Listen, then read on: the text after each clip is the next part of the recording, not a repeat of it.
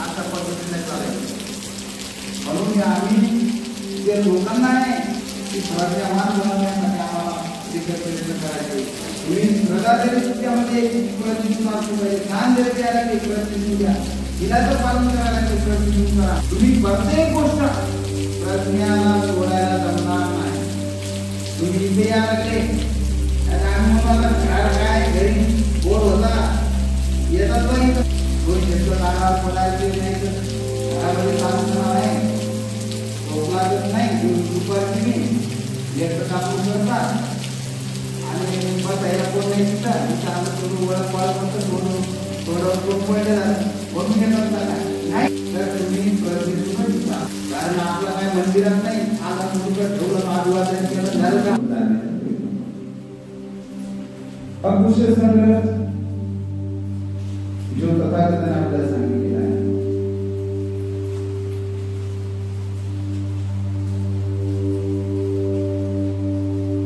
चार प्रकारचे आश्रम. कोणती चार प्रकारचे आश्रम? काम आश्रम, भव आश्रम, योग आश्रम, अग्नी आश्रम. ही चार प्रकारचे आश्रम या पुरुषाला चार प्रकारचे योग. कोणते योग? काम, भव, विभव, अग्नी योग.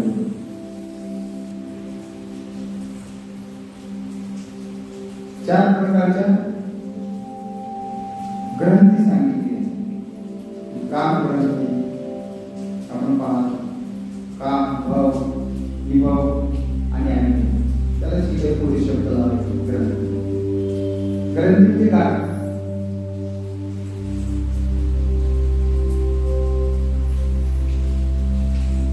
पाच प्रकारचे निवारण. बाबा बुद्धांनी आपल्याला सांगितले पाच प्रकारचे निवारण. उपादान. तर उपादान म्हटल्याच्या नंतर किती उपादान? चार उपादान. कोणते उपादान? काम उपादान, दिव्य उपादान, श्रीवर्त उपादान, अर्थवाद उपादान. सात प्रकारचे आपल्याला अनुशय सांगितलेले. अनुशय. अनुशयामध्ये काय आलेलं आहे?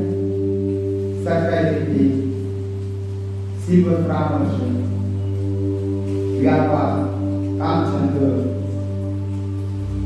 निर्विद्ध, याचे काही शब्द आलेले सात अनुशय. अनुशय दबलेले क्लेश. 10 प्रकारचे संयोजन सांगितले. 10 प्रकारचे संयोजन. 10 प्रकारचे संयोजनावर वारंवार ऐकलं. 10 प्रकारचे क्लेश. क्लेश म्हणजे चिंताचा मूळ सांगितले. 10 प्रकारचे चिंताचा मूळ. याला संपूर्ण काय म्हटलं जाते? अकुशल संग्रह. हा खऱ्या अकुशल संग्रह.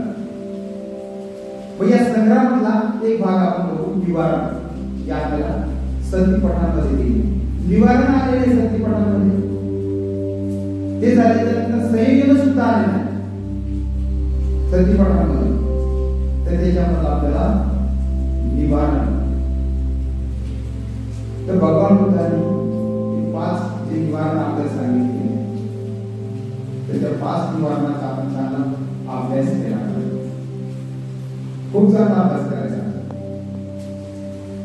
एक तर आपल्या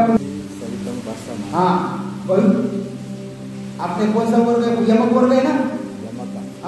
बहुमुखी सहित भासमान न तकर होती नरोपमतो गोपो गाव गणयो न नगर हो. ही जी गाथा आहे गाई जसा राखणारा माणूस आहे त्या संदर्भात आपल्याला गाथा म्हणतात. ही गाथा बहुमुखी सहित भासमान न तकर होती नरोपमतो. त्या दोन जी गाथा आहे ना लास्टच्या या गुरांच्याच वास्तवमध्ये आलेल्या. तर हे 5 महत्त्वाचे गाथा आहे.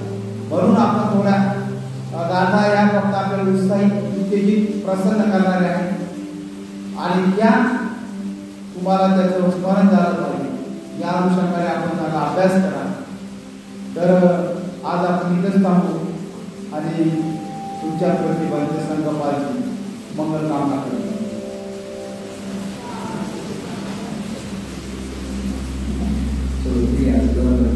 सर्वे सर्वे जीवो विवादान्तो सर्वदुःखो विनाशतो माते भवन्मग्राय सुखीदीर्घाय भव अभिवादनशीलता नित्यं वरप्रदायिनो चत्वारो ब्रह्म वदन्ति आयुर्वन्नं सुखं वदन्ति।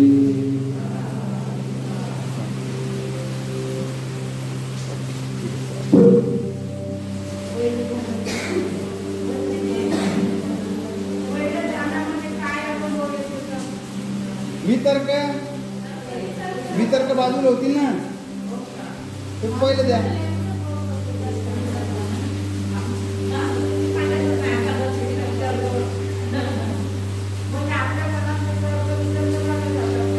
पुढं पहिले ध्यानात वितर्क आहे ते निघून जातात. विचार राहतात, विचार राहते, चित्ताची एकाग्रता राहतं, ध्यान चालू आहे आपलं, ते पहिले द्या. फक्त वितर्क राहत नाही, मग वितर्क खतम होतात. दुसरे ध्यान विचार येत नाही, तिथं फक्त राहतं प्रीती, एकाग्रता आणि उपेक्षा भाव. आणि मग तिसऱ्या ध्यानामध्ये प्रीतीचं जे काही आपण आहे प्रीती ती सुद्धा निघून जातं. मग राहते फक्त उपेक्षा आणि एकाग्रता. चौथ्या ध्यानामध्ये उपेक्षाही निघून जातं, फक्त एकाग्रता.